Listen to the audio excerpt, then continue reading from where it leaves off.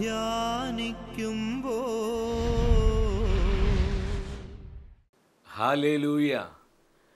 കർത്താവിൽ പ്രിയപ്പെട്ടവരെ, മഹത്വത്തിൻ സാന്നിധ്യം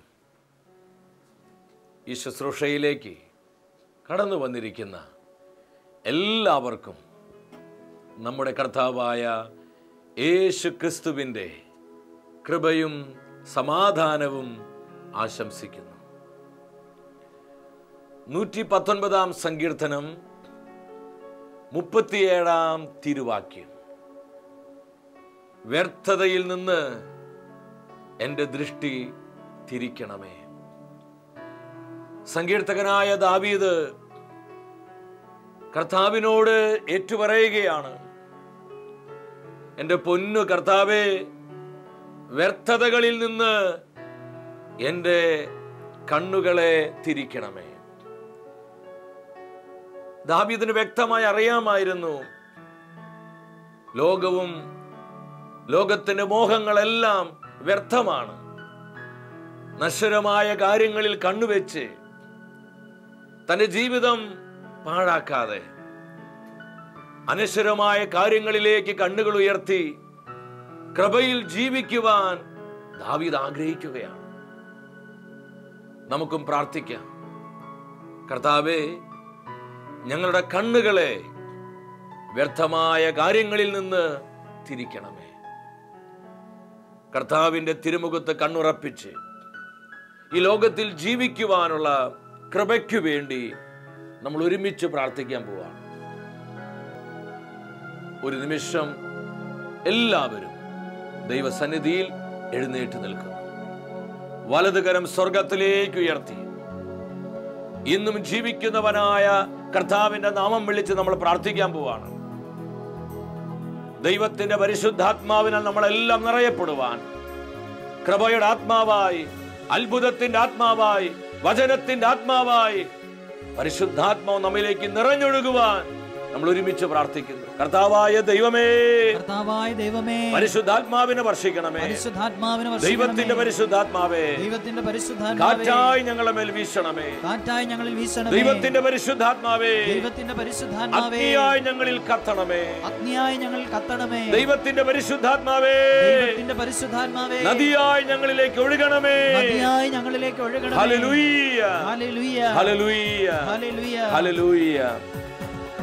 കരങ്ങൾ അടിച്ച് ആത്മാവിൽ ആനന്ദിച്ച് ഒരു കുടുംബമായി നമ്മൾ പാടി പ്രാർത്ഥിക്കാൻ പോവാണ്.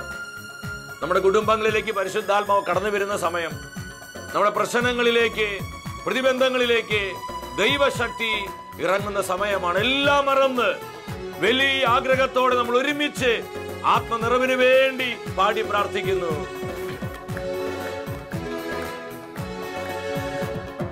കാറ്റായി മഴയായി തീയായി റൂഹ പെയ്യട്ടെ. കാറ്റായി മഴയായി തീയായി റൂഹ പെയ്യട്ടെ. വരിക വരിക പരിശുദ്ധാത്മാവേ, പതിനായിരങ്ങളിൽ നിറയുക നിറയുക പരിശുദ്ധാത്മാവേ. കാറ്റായി മഴയായി തീയായി റൂഹ പെയ്യട്ടെ.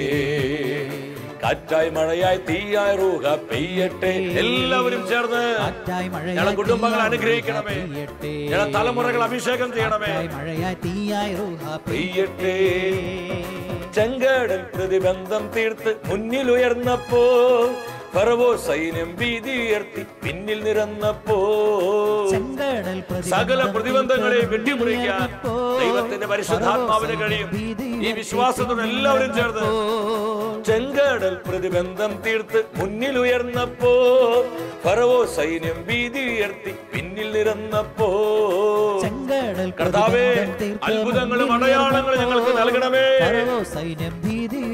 പിന്നിൽ നിരന്നപ്പോ, പ്രതികൂലത്തിൻ നടുവിൽ പുതിയൊരു പാത തുറന്നവനെ, അഭിഷേകത്തിൻ കൈകൾ നീട്ടി എന്നെ നയിക്കണമേ. എത്ര പേര് ഇത് ആഗ്രഹിക്കുന്നുണ്ട്? ഹൃദയം തുറന്ന് ആഗ്രഹത്തോടെ പാടി പ്രാർത്ഥിച്ച് കരങ്ങൾ ഉയർത്തി അടിച്ച്. കാറ്റായി മഴയായി തീയായി റൂഹ പെയ്യട്ടെ. കാറ്റായി മഴയായി തീയായി റൂഹ പെയ്യട്ടെ. റൂഹായേ, വരിക വരിക പരിശുദ്ധാത്മാവേ, കാറ്റായി ദൈവജനത്തിന് മേൽ വീശണമേ. Spirit move, move. കാറ്റായി മഴയായി തീയായി റൂഹ പെയ്യട്ടെ, കാറ്റായി മഴയായി തീയായി റൂഹ പെയ്യട്ടെ. ഹല്ലേലൂയ. പരിശുദ്ധാത്മാവേ, അത്ഭുതങ്ങളും അടയാളങ്ങളും നൽകണമേ. ഇരു കരങ്ങളും സ്വർഗത്തിലേക്ക് ഉയർത്തി കർത്താവിന്റെ പരിശുദ്ധാത്മാവ് നിറയപ്പെടുവാൻ, എല്ലാ പാപക്കെട്ടുകളും അഴിഞ്ഞു മാറുവാൻ നമ്മൾ സ്വന്തമായി സ്തുതിച്ചു പ്രാർത്ഥിക്കുന്നു. Hallelujah, hallelujah, hallelujah. പരിശുദ്ധാത്മാവേ വരണമേ, അത്ഭുതങ്ങളും അടയാളങ്ങളുമായി വരണമേ. ഈ ശുശ്രൂഷയിൽ സ്തുതിച്ചു പ്രാർത്ഥിച്ചുകൊണ്ടിരിക്കുന്ന പതിനായിരങ്ങളുടെ മേൽ കൃപയുടെ ആത്മാവായി, വചനത്തിന്റെ ആത്മാവായി, ശക്തിയുടെ ആത്മാവായി, ദൈവസ്നേഹത്തിന്റെ ആത്മാവായി, അനുഗ്രഹത്തിന്റെ ആത്മാവായി നിറഞ്ഞൊഴുകണമേ. Hallelujah, hallelujah, hallelujah. പരിശുദ്ധാത്മാവേ, കുടുംബങ്ങളെ അനുഗ്രഹിക്കണമേ. പരിശുദ്ധാത്മാവേ, രോഗികളെ സുഖപ്പെടുത്തണമേ. പരിശുദ്ധാത്മാവേ, പാപക്കെട്ടുകളെ പൊട്ടിക്കണമേ. പരിശുദ്ധാത്മാവേ, പൈശാചിക ആധിപത്യങ്ങളെ തകർക്കണമേ. പരിശുദ്ധാത്മാവേ, തലമുറകളെ വിശുദ്ധീകരിക്കണമേ. പരിശുദ്ധാത്മാവേ, സകല അടിമത്തങ്ങളെയും നിർവീര്യമാക്കണമേ. Hallelujah, hallelujah, hallelujah.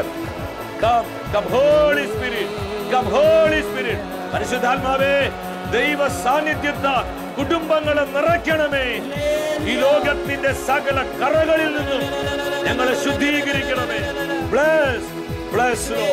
പൊന്നു കർത്താവേ, ഞങ്ങളെ സകല ആവശ്യങ്ങളെയും നിയോഗങ്ങളെയും ഒന്ന് കരമുയർത്തി അനുഗ്രഹിക്കണമേ. കണ്ണുനീരോടെ പ്രാർത്ഥിക്കുന്ന ആയിരങ്ങളുടെ കണ്ണീര് കണ്ട് അവരുടെ ജീവിതത്തിൽ അത്ഭുതങ്ങൾ പ്രവർത്തിക്കണമേ. അനോയിൻ, ഞങ്ങൾ അഭിഷേകം ചെയ്യണമേ. Bless Lord. പരിശുദ്ധ അമ്മേ, ഞങ്ങൾ എല്ലാവരും പരിശുദ്ധാത്മാവിൽ നിറഞ്ഞു ജീവിക്കാൻ അമ്മ ഞങ്ങൾക്ക് വേണ്ടി പ്രാർത്ഥിക്കണമേ. ആമേൻ. ഹല്ലേലൂയ. പ്രിയ ദൈവമക്കളെ, നമ്മെ അനുഗ്രഹിക്കുന്ന കർത്താവിൻ്റെ വചനത്തിൻ്റെ മുൻപിൽ ആനന്ദമുള്ളവരാകാം. ഇന്നത്തെ വചന ശുശ്രൂഷയിലൂടെ പരിശുദ്ധാത്മാവ് നമ്മെ പഠിപ്പിക്കുന്നത് ധനമോഹം നമ്മെ നശിപ്പിക്കും. ധനമോഹം നമ്മെ നശിപ്പിക്കും. കർത്താവ് ഈ സന്ദേശം നമുക്ക് നൽകുമ്പോൾ വളരെ പ്രാർത്ഥനാപൂർവം ദൈവസന്നിധിയിലായിരിക്കുക. ഇന്ന് അനേകരുടെ ജീവിതത്തിലെ കണ്ണുനീരിനും ദുഃഖദുരിതത്തിനുമുള്ളൊരു അടിസ്ഥാന കാരണം ധനമോഹമായിരുന്നു. ജീവിതത്തിൽ പണമുണ്ടാക്കണം, എങ്ങനെയെങ്കിലും 4 കാശുണ്ടാകണം, പെട്ടെന്ന് എനിക്ക് ധനവാനാകണം. ഈ ഒരു മോഹം അനേകരെ വലിയ തകർച്ചയിലെത്തിച്ചു. ഇന്ന് പലരും സാമ്പത്തികമായ ദുരിതത്തിലായിരിക്കുന്നത് എന്തുകൊണ്ടാണ്? പെട്ടെന്ന് പണമുണ്ടാക്കാൻ വേണ്ടി യാഥാർത്ഥ്യമല്ലാത്ത, ശരിയല്ലാത്ത പല വഴികളിലേക്ക് അവർ പോയി അവർ കുരുക്കിലാവുകയായിരുന്നു. അപ്പോസ്തലനായ പൗലോസ് സഭയെ പഠിപ്പിക്കുന്നുണ്ട്. തിമോത്തിയോസ് എഴുതിയ 1-ാമത്തെ ലേഖനം 6-ാം അധ്യായം 9-ാം തിരുവചനം. ധനവാന്മാരാകണമെന്ന് ആഗ്രഹിക്കുന്നവർ പ്രലോഭനത്തിലും കെണിയിലും മനുഷ്യനെ അധപതനത്തിലേക്കും നാശത്തിലേക്കും തള്ളിയിടുന്ന നിരവധി വ്യാമോഹങ്ങളിലും നിബന്ധിക്കുന്നു. ഈ വചനത്തിലൂടെ ദൈവത്തിൻ്റെ ആത്മാവ് എന്താണ് നമ്മോട് സംസാരിക്കുന്നത്? വളരെ പ്രാധാന്യതയുള്ള തിരുവാക്യമാണിത്. ധനവാന്മാരാകുവാൻ ആരൊക്കെ ആഗ്രഹിക്കുന്നുവോ അവർ നാശത്തിലും തകർച്ചയിലും വിവിധങ്ങളായ അധപതനത്തിന് നിബന്ധിക്കുന്നുവെന്ന് ഈ വചനം നമുക്ക് മുന്നറിയിപ്പ് തരികയാണ്. എത്രമാത്രം ജീവിതങ്ങളാണ് ഈ വിധം തകർന്നു പോയിരിക്കുന്നത്. കുറച്ച് നാളുകൾക്ക് മുൻപ് ഒരു സഹോദരി കണ്ണുനീരോടെ അവളുടെ അനുഭവം എന്നോട് പങ്കുവെച്ചു. അവളുടെ കുടുംബം ഇന്ന് വളരെയധികം ഒരു അസ്വസ്ഥതയിലാണ്. ഒരു ദിവസം ഒരു മനുഷ്യൻ ഏതോ ഒരു കമ്പനിയുടെ ഏജൻ്റാണെന്ന് പറഞ്ഞ് ഈ സ്ത്രീയുടെ അരികിലെത്തി. കാര്യങ്ങളെല്ലാം വിശദമായി സംസാരിച്ചിട്ട് പറഞ്ഞു, 1.25 ലക്ഷം രൂപ മുടക്കിയാൽ മതി, 8 മാസത്തിൻ്റെ ഉള്ളിൽ 50 ലക്ഷം രൂപയാണ് ലഭിക്കുന്നത്. ഈ സ്ത്രീ ഇത് വിശ്വസിപ്പിക്കുമാറുള്ള കാര്യങ്ങൾ ഇങ്ങനെ അവതരിപ്പിച്ച് അതിനുവേണ്ട പേപ്പറുകളും ഡോക്യുമെന്റുകളൊക്കെ കാണിച്ചു കൊടുത്ത് ഈ സ്ത്രീ അങ്ങ് അത് വിശ്വസിക്കുകയാണ്. ഭർത്താവിനോട് പോലും ആലോചന ചോദിക്കാതെ തൻ്റെ കയ്യിലുണ്ടായിരുന്ന കുറേ പൈസയും കുറച്ച് മറ്റുള്ളവരിൽ നിന്നെല്ലാം കളക്ട് ചെയ്ത് 1.25 ലക്ഷം രൂപ ഈ ഏജന്റിനെ ഏൽപ്പിച്ചു. മാസങ്ങൾ കഴിഞ്ഞു, വർഷങ്ങൾ കഴിഞ്ഞു. 50 ലക്ഷം പോയിട്ട് 5 രൂപ പോലും കിട്ടിയില്ലെന്ന് മാത്രമല്ല 1.25 ലക്ഷം രൂപയും ഇവൾക്ക് നഷ്ടപ്പെട്ടു. ഈ വിവരം ഭർത്താവ് അറിഞ്ഞപ്പോൾ കുടുംബത്തിൽ വളരെ അസ്വസ്ഥയായി, കുടുംബ കലഹമായി. മാത്രമല്ല ഇതിൽ നല്ലൊരു പൈസ പലിശയ്ക്ക് വാങ്ങിയതായിരുന്നു. പലിശ പോലും കൊടുക്കാൻ കഴിയാതെ ഈ സ്ത്രീ ഒരുപാട് വേദനിക്കാൻ തുടങ്ങി. എല്ലാം നഷ്ടപ്പെട്ടവളായി, കുടുംബത്തിലും ദുരിതം, ഭർത്താവിനെ കബളിപ്പിച്ചവളായി, കുടുംബത്തിനൊരു ഭാരമായി, വളരെ തകർന്ന ഹൃദയത്തോടെ ഈ സ്ത്രീ തൻ്റെ അനുഭവം പങ്കുവെക്കുകയായിരുന്നു. ആ കുടുംബത്തിന് സംഭവിച്ച നാശത്തിന് കാരണം എന്താ? ആ സഹോദരിയുടെ വിവേകമില്ലാത്ത പ്രവൃത്തിയായിരുന്നു. പെട്ടെന്ന് കാശുണ്ടാക്കണം, പെട്ടെന്ന് പൈസ ഉണ്ടാവണം, അത് ഏത് വഴിയാണെങ്കിലും ഏത് രീതിയാണെങ്കിലും കുഴപ്പമില്ല. കാശുണ്ടാക്കിയിട്ട് കുടുംബത്തിൻ്റെ പ്രാരാബ്ധങ്ങൾ മാറ്റണം, കുറേ കൂടി സൗകര്യത്തോടെ ജീവിക്കണം, മറ്റുള്ളവരുടെ മുൻപിൽ കുറേ കൂടി മാന്യതയുണ്ടാകണം. ഈ ഒരു ചിന്താഗതിയാണ് ഇന്ന് അനേകരെ ഈ രീതിയിലോട്ട് നയിക്കുന്നത്. ദൈവത്തിൻ്റെ തിരുവെഴുത്ത് പറയുകയാണ്, ഇപ്രകാരം ആഗ്രഹിക്കുന്നവരെ വലിയ നാശത്തിലും വലിയ തകർച്ചയിലും അധപതനത്തിലും നിബന്ധിക്കുന്നു. വീണ്ടും 10-ാമത്തെ വചനത്തിൽ കർത്താവിൻ്റെ ആത്മാവ് രേഖപ്പെടുത്തി, ധനമോഹമാണ് എല്ലാ തിന്മകളുടെയും അടിസ്ഥാന കാരണം. നമ്മുടെ ഹൃദയത്തിലേക്ക് നമ്മൾ സ്വീകരിക്കേണ്ട ഒരു വചനമാണിത്. ധനമോഹമാണ് എല്ലാ പാപത്തിൻ്റെയും അടിസ്ഥാന കാരണം. നമ്മുടെ കൊച്ചു കേരളത്തിലോട്ട് നോക്ക്, എന്തുമാത്രം അക്രമങ്ങൾ, അനീതികളാണ് പലപ്പോഴും നമ്മൾ വാർത്താ മാധ്യമങ്ങളിലൂടെ എല്ലാം അറിയുകയും കേൾക്കുകയും ചെയ്യുന്നത്. കൊട്ടേഷൻ സംഘങ്ങൾ, പെൺവാണിഭ ഗ്രൂപ്പുകൾ, അതുപോലെ തന്നെ കൈക്കൂലി കേസുകൾ, അനീതിപരമായ പ്രവർത്തികൾ എന്നു വേണ്ട 100 ഇത്തരത്തിലുള്ള വാർത്തകൾ ഓരോ ദിനവും നമ്മൾ കാണുകയും കേൾക്കുകയും ചെയ്യുന്നുണ്ട്. എന്താ ഇതിൻ്റെയൊക്കെ കാരണം? പണമുണ്ടാക്കണം. അതിന് എൻ്റെ ചരിത്രമോ എൻ്റെ കുടുംബമോ കർത്താവിൻ്റെ പ്രബോധനങ്ങളോ സുവിശേഷ മൂല്യങ്ങളോ ഇതൊന്നും എനിക്ക് വിഷയമല്ല. സുഭാഷിത പുസ്തകം 15-ാം അധ്യായം 27-ാമത്തെ വചനം എന്നെ ഒരുപാട് ചിന്തിപ്പിച്ചൊരു വചനമാണ്. നീതിരഹിതമായി നേട്ടം ആഗ്രഹിക്കുന്നവർ സ്വന്തം കുടുംബത്തെ ദ്രോഹിക്കുന്നു. ആരെല്ലാം അർഹതപ്പെടാത്ത സമ്പത്ത് ആഗ്രഹിക്കുന്നുവോ അവരെല്ലാം സ്വന്തം കുടുംബത്തെയാണ് ദ്രോഹിക്കുന്നത്. മാർക്കോസിന്റെ സുവിശേഷം 4-ാം അധ്യായം 19-ാമത്തെ തിരുവാക്യം. ലൗകിക വ്യഗ്രതയും ധനത്തിൻ്റെ ആകർഷണവും മറ്റു വസ്തുക്കൾക്ക് വേണ്ടിയിട്ടുള്ള ആഗ്രഹവും അവനിൽ തിങ്ങിക്കൂടി വചനത്തെ ഞെരുക്കുകയും വചനം ഫലശൂന്യമാവുകയും ചെയ്യുന്നു. ഇന്ന് അനേകം വ്യക്തികൾക്ക് കൃപയിൽ വളരുവാൻ തടസ്സമായി നിൽക്കുന്ന ധനമോഹമാണ്. ഇന്ന് അനേകം ജീവിതങ്ങളിൽ ദൈവത്തിൻ്റെ അഭിഷേകം വേണ്ട വിധം വെളിപ്പെടാതെ പോകുന്നതിന് കാരണം ധനമോഹമാണ്, ധനത്തോടുള്ള ആകർഷണം, മറ്റു വസ്തുക്കൾക്ക് വേണ്ടിയുള്ള ആഗ്രഹം അവരുടെ ഹൃദയത്തിൽ അടിഞ്ഞുകൂടി അവരുടെ മേൽ പകരപ്പെട്ട അഭിഷേകത്തെ അത് ഞെരുക്കുകയും അഭിഷേകം ഫലശൂന്യമായി നിർവീര്യമായി പോവുകയും ചെയ്യുന്നു. എത്ര കൃത്യമാണ് ദൈവത്തിൻ്റെ തിരുവെഴുത്ത്. ഈ വചനം നിങ്ങളുമായി പങ്കുവെക്കുമ്പോൾ മറ്റൊരു സംഭവം ഞാൻ ഓർക്കുകയാണ്. കുറച്ച് നാളുകൾക്ക് മുമ്പ് ഒരു കുടുംബം വളരെ ദുഃഖത്തോടെ പ്രാർത്ഥനയ്ക്കായി കടന്നു വന്നു. ആ കുടുംബനാഥൻ എന്നോട് സംസാരിച്ചു. അദ്ദേഹം അല്പസ്വല്പമൊക്കെ ശുശ്രൂഷ ചെയ്യുന്നൊരു വ്യക്തിയായിരുന്നു. പക്ഷേ ഈ കാര്യത്തിൽ വ്യക്തമായൊരു ബോധ്യം അദ്ദേഹത്തിനില്ലായിരുന്നു. തൻ്റെ കയ്യിലുള്ള പൈസയും അതുപോലെ തന്നെ ചെറിയ പലിശയ്ക്ക്, നിസ്സാര പലിശയ്ക്ക് കുറേ പൈസയൊക്കെ അദ്ദേഹം വാങ്ങി. എന്നിട്ട് പെട്ടെന്ന് പണമുണ്ടാകുവാനുള്ള ആഗ്രഹത്തോടെ അദ്ദേഹം ആ പൈസ കൂടുതൽ പലിശയ്ക്ക് കൊടുത്തു. ആരംഭ നാളുകളിൽ കൃത്യമായി പലിശ കിട്ടിയിരുന്നു.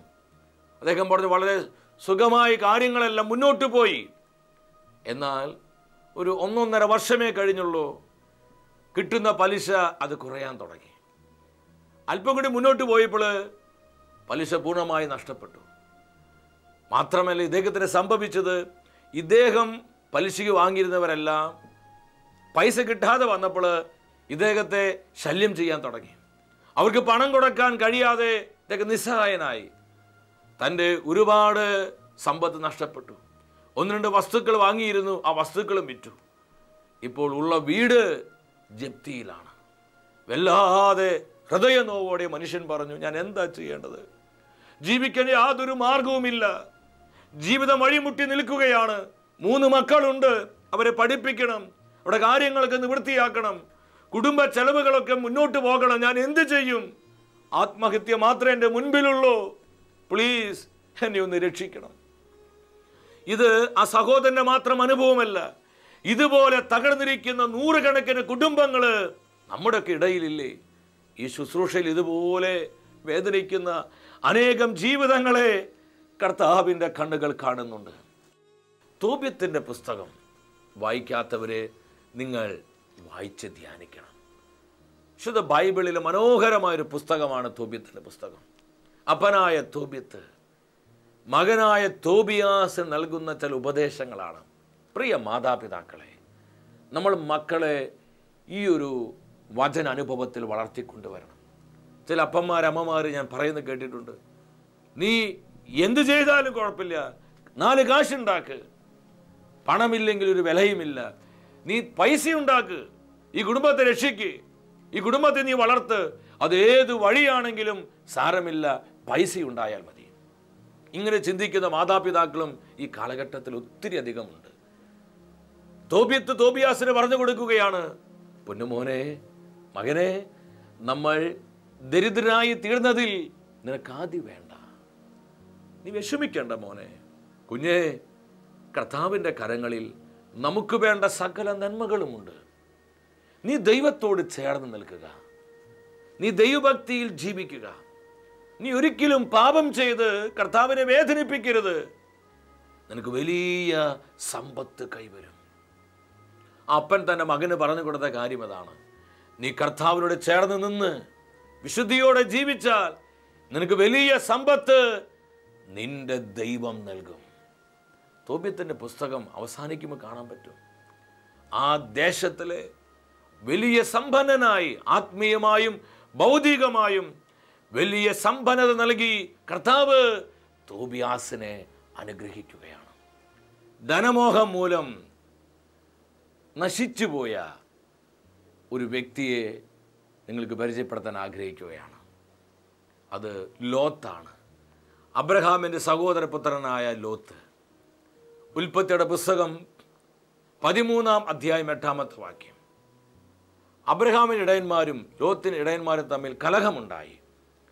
അബ്രഹാം ലോത്തിനോട് പറഞ്ഞു, ലോത്തെ, നമ്മൾ തമ്മിലും നമ്മുടെ ഇടയന്മാർ തമ്മിലും കലഹമുണ്ടാകരുത്, നമ്മൾ സഹോദരന്മാരാണ്. അബ്രഹാം കൃത്യമായ ആത്മീയ മനുഷ്യനായിരുന്നു. ലോത്തിൻ്റെ ജീവിതം പഠിക്കുമ്പോൾ കാണാൻ പറ്റും, ലോത്ത് ജഡീകനായൊരു മനുഷ്യനായിരുന്നു. അവൻ്റെ കണ്ണുകൾ ഈ ലോകത്തിന് വ്യർത്ഥമായ കാര്യങ്ങളിലായിരുന്നു. എന്നാൽ അബ്രഹാം കണ്ണുറപ്പിച്ചത് തന്നെ വിളിച്ചവനായ കർത്താവിൻ്റെ തിരുമുഖത്തായിരുന്നു. 9-ാമത്തെ വാക്യം, അബ്രഹാം പറഞ്ഞു, ലോത്തെ, നീ എന്നെ വിട്ടുപിരിഞ്ഞു പോവുക. നിനക്ക് ഇടതുഭാഗമാണ് വേണ്ടത്, ഞാൻ വലതുഭാഗത്തേക്ക് പോകാം. നിനക്ക് വലതുഭാഗമാണ് വേണ്ടത്, ഞാൻ ഇടതുഭാഗത്തേക്ക് പോയിക്കൊള്ളാം. 10-ാമത്തെ വചനം, ജോർദാൻ സമതലം വളരെ ഫലഭൂഷ്ടിയുള്ള മണ്ണാണെന്ന് ലോത്ത് കണ്ടു. ലോത്ത് കണ്ടു. വളരെ ഫലഭൂഷ്ടിയുള്ള, നല്ല വില കിട്ടുന്ന നല്ല ദേശമാണ് ജോർദാൻ സമതലം. അത് സ്ഥിതി ചെയ്തിരുന്നത് സോദോം ഗോമോറയിലായിരുന്നു.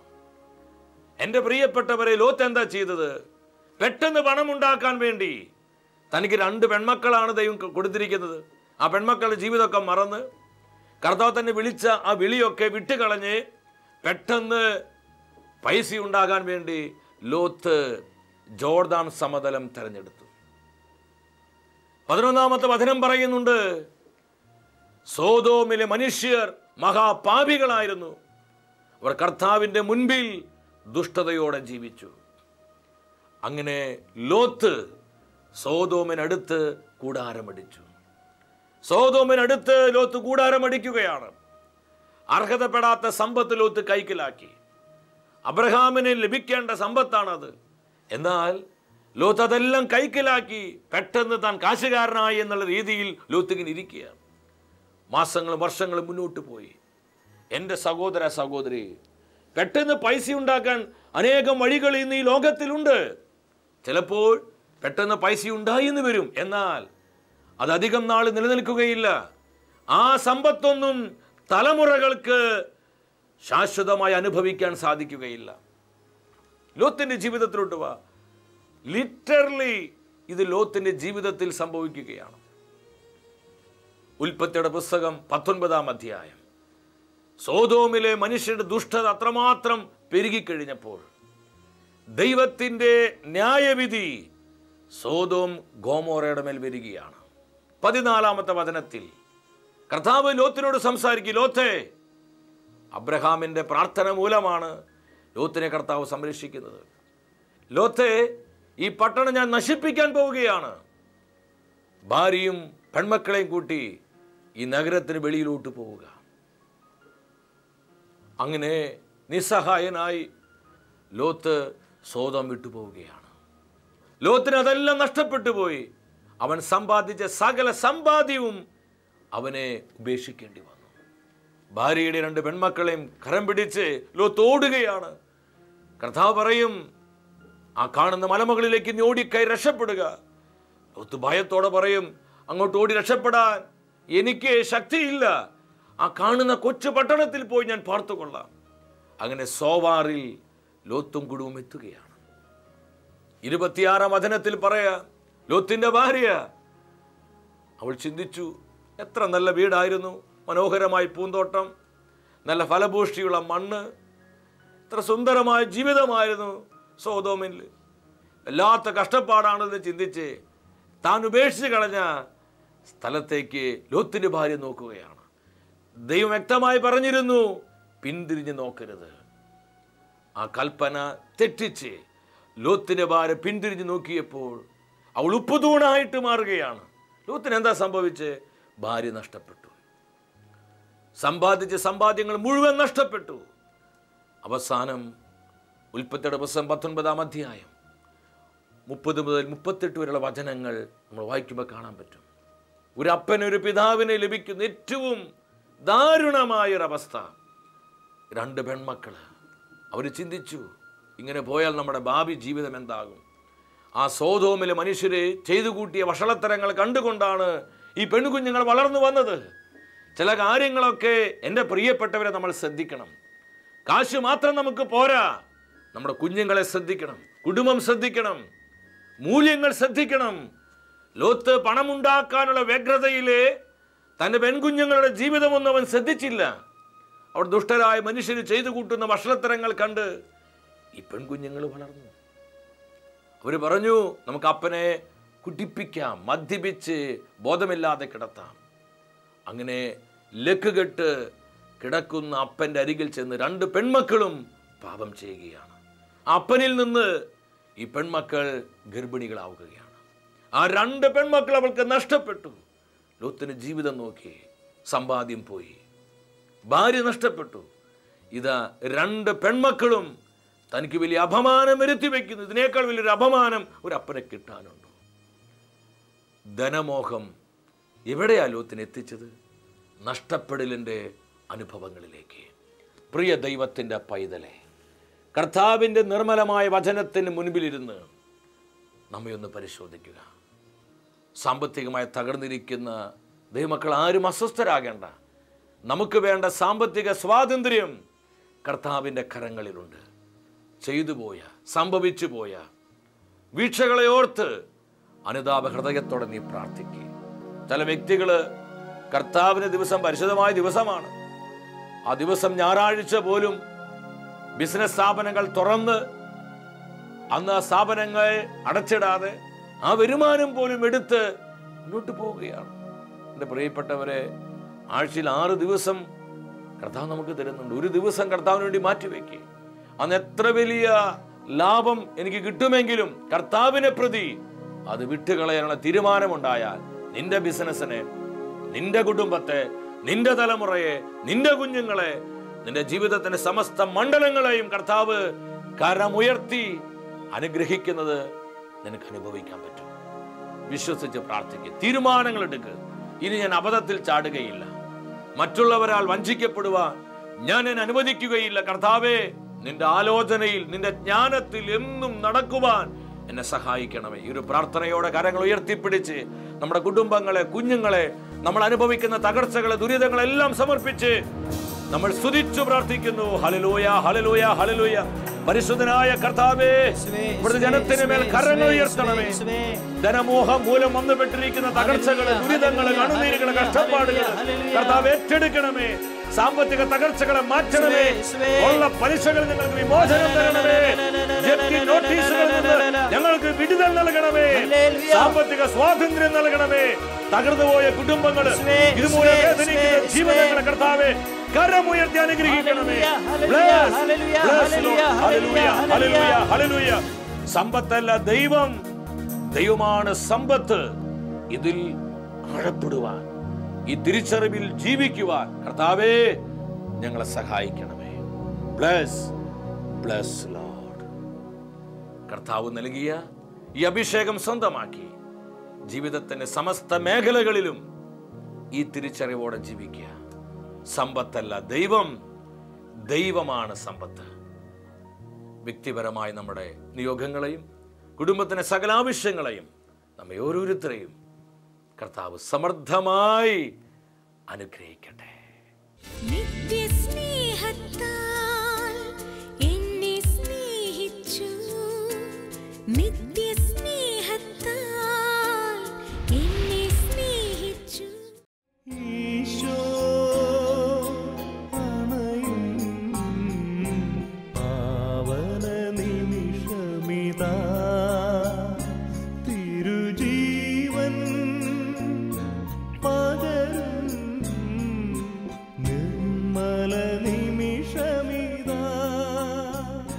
പരമപരിശുദ്ധനായ കർത്താവേ, ദിവ്യകാരുണ്യമായി ഞങ്ങളുടെ മുൻപിൽ കടന്നു വന്നിരിക്കുന്ന സ്നേഹത്തെ ഓർത്ത് ഞങ്ങൾ നന്ദി പറയുന്നു. ഇന്നത്തെ വചന ശുശ്രൂഷയിലൂടെ പരിശുദ്ധാത്മ നമ്മളെ പഠിപ്പിച്ചു, ധനമോഹം നമ്മെ നശിപ്പിക്കും. ജീവിതത്തിൽ സംഭവിച്ചു പോയ തെറ്റുകളെ ഓർത്ത്, പാകപ്പിഴകളെ ഓർത്ത് അനുതാപ ഹൃദയത്തോടെ നമുക്ക് പ്രാർത്ഥിക്കാം. അത്ഭുതകരമായ വിമോചനങ്ങൾ നൽകി ആയിരങ്ങളെ കർത്താവ് അനുഗ്രഹിക്കുന്ന സമയം. Hallelujah, hallelujah, hallelujah. ദിവ്യ കാരുണ്യത്തിൽ നിന്ന് കർത്താവിന്റെ അത്ഭുത ശക്തി നമ്മുടെ കുടുംബങ്ങളിലേക്ക്, നമ്മൾ അനുഭവിക്കുന്ന പ്രതിസന്ധികളിലേക്ക്, തകർച്ചകളിലേക്ക്, ദുഃഖ ദുരിതങ്ങളിലേക്ക് കർത്താവ് പകരുന്ന സമയമാണ്. ഇരുകരങ്ങളും സ്വർഗത്തിലേക്ക് ഉയർത്തി അനുതാപ ഹൃദയത്തോടെ കർത്താവേ ഞങ്ങൾക്ക് വിമോചനം തരണമേ. യേശുവേ എൻ ദൈവമേ, നീ എന്നും മതിയായവൻ. യേശുവേ എൻ ദൈവമേ. ഈശോ നമ്മെ അനുഗ്രഹിക്കുന്ന സമയം, സ്വർഗം നൽകുന്ന നന്മകൾ സ്വന്തമാക്കി നന്ദിയോടെ പ്രാർത്ഥിച്ചോ. Hallelujah, hallelujah. നന്ദി കർത്താവേ, നന്ദി കർത്താവേ, ഞങ്ങൾ അനുഗ്രഹിച്ചതിനായി, ഞങ്ങളെ വിടുവിച്ചതിനായി, നിന്റെ വചനത്തിലൂടെ ഞങ്ങളോട് സംസാരിച്ചതിനായി, പ്രത്യാശ നൽകിയതിനായി, സാമ്പത്തിക ക്ലേശങ്ങളിൽ നിന്ന് ഞങ്ങളെ വിമോചിപ്പിച്ചതിനായി നന്ദി, നന്ദി കർത്താവേ. Thank you, thank you, thank you Jesus. യേശുവേ നന്ദി, യേശുവേ സ്തുതി. അടുത്ത ആഴ്ചയിൽ ദൈവവചനം നമ്മൾ ധ്യാനിക്കുന്നത് ദൈവപ്രവൃത്തിയെ അവിശ്വസിക്കരുത്. പ്രാർത്ഥനാപൂർവം ഈ ശുശ്രൂഷയിലേക്ക് നമുക്കെല്ലാവർക്കും കടന്നു വരാം.